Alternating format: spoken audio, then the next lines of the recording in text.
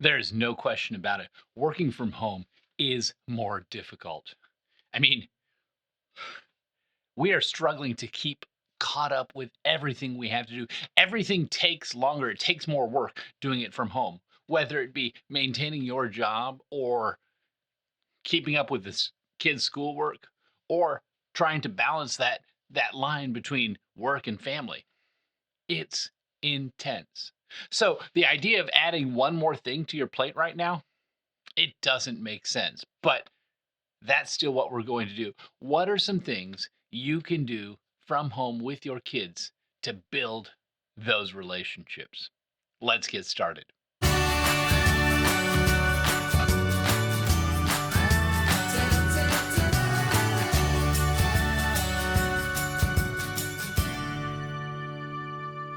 So, what is the purpose? What would be the purpose of adding something more to our plate in an already seemingly crazy world where we cannot keep up with everything else? Why?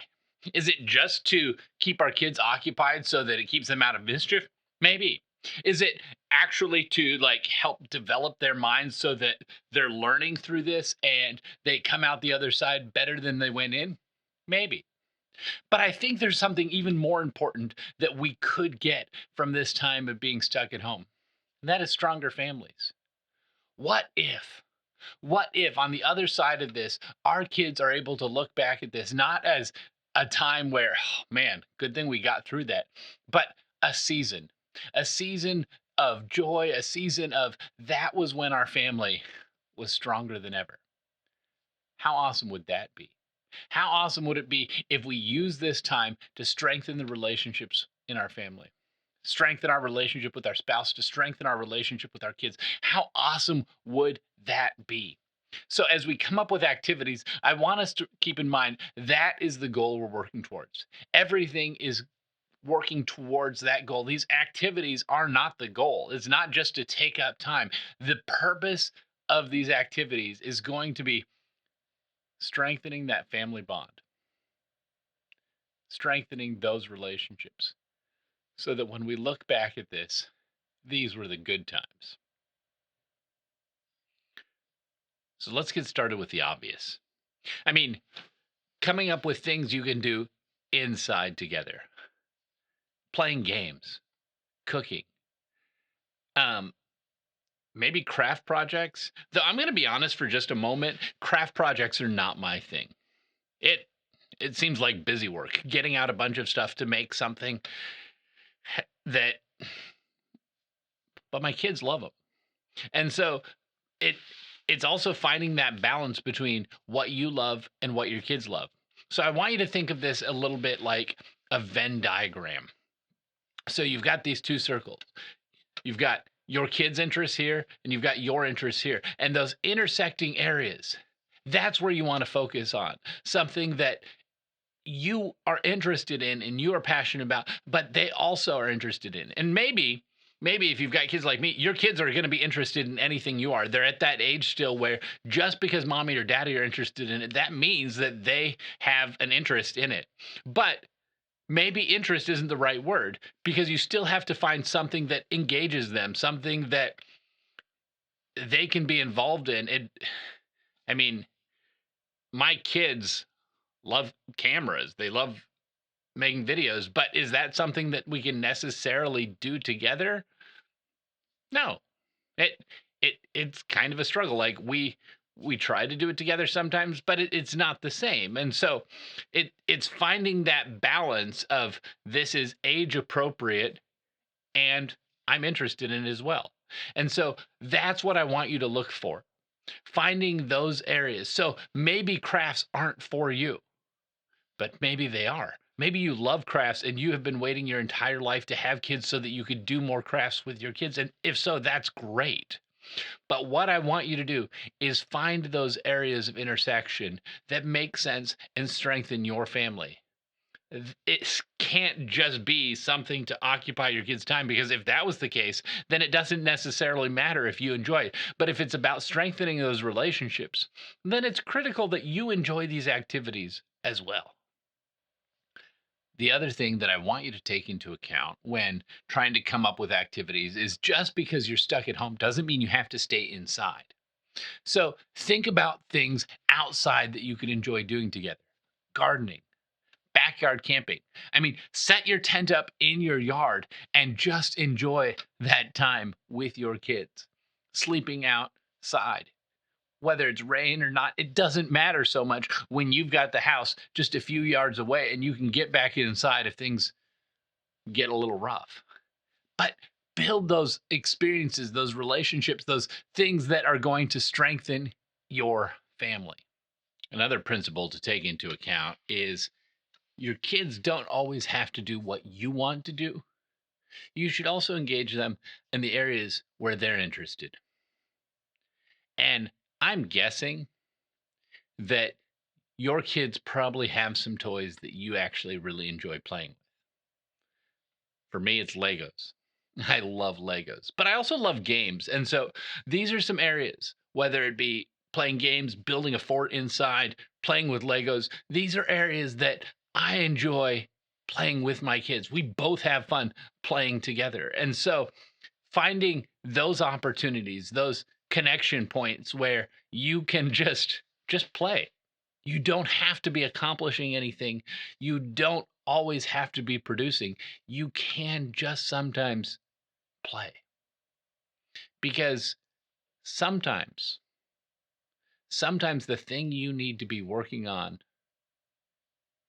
isn't any more tangible than that relationship with your child. That relationship with your child that is going to carry them through the rough times that are around the corner. Because as rough as this is, we know from growing up that there are times in life where we needed that relationship with our parents. Some of us had it and some of us didn't. But we need that relationship to sustain us through those times, to anchor us, to have someone that we can talk to who we know loves us completely and totally. And those moments are possible because of those hours spent on the floor playing Uno, building things with Legos. It's those moments that are critical for those later times.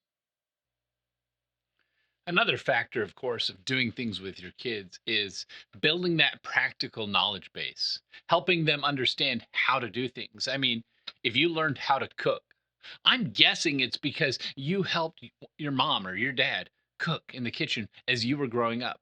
You have those memories of cooking together and learning how to sift flour, how to measure out ingredients, how to stir, how to season things just right. It's not from reading a recipe book that you learn these things. It's practical knowledge. It's learning by doing. It's learning with your parents. Let's pass that on to our kids.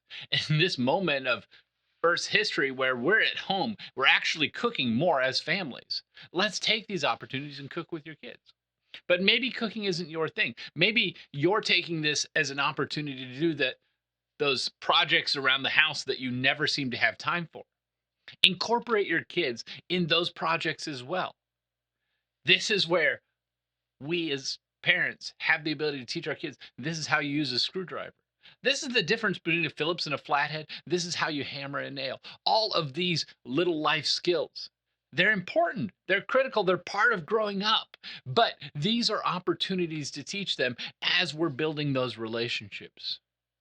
Let's be the ones to teach our kids how to do these so they don't have to later look up on YouTube how to do these things that to us seem so obvious. Let's be there as we're doing these things. Incorporate our children. And I realize that cooking with your kids or doing a project with your kids takes the amount of time from 10 minutes to a half an hour. Everything takes longer when you're having to explain, but you're investing in the future. You're investing in the future of your child. You're investing in the future of your family. So that time now is going to pay out so much more later. Do those projects, do that cooking, do that gardening with your kid so that they learn the practical things with you. And every time they cook, every time they're doing a project, that's a connection point. That's a reminder of their relationship with you and these good times they had with you in this season of being at home. After all, what is your ultimate goal with raising your kids? What is the thing that you most want to accomplish? It's that relationship with Jesus Christ. And passing on relationships, you can't pass on a relationship to someone who you don't have a relationship with. A relationship with your kids is vital in this entire process. That doesn't mean that they need to see you as their best friend. That doesn't mean that you do away with discipline. That doesn't mean that you're only there in the good times. No, because that's not a relationship. Every relationship is going to have boundaries. Every relationship is going to have ups and downs. But your relationship with your kid, it's critical. It is critical in reaching this goal of that eternal relationship with Jesus Christ. So let's take advantage of this season at home. Build those relationships. This summer, we don't know exactly what's going to happen, but it's going to be different. When school gets out, we're going to find that our kids all of a sudden have a lot more time and trying to figure out what to do. My suggestion to you is, let's build relationships. Let's build relationships with our families and strengthen those family units for the kingdom. Are you with me? If so, feel free to subscribe. Join this channel as we continue figuring out what's the best way to disciple our children. As we're building this community, I invite you, join me as we disciple our kids together. And if you want to be notified each time a video comes out, click the bell icon. Feel free to like and share this as much as you want so that others can see how we can disciple our children together.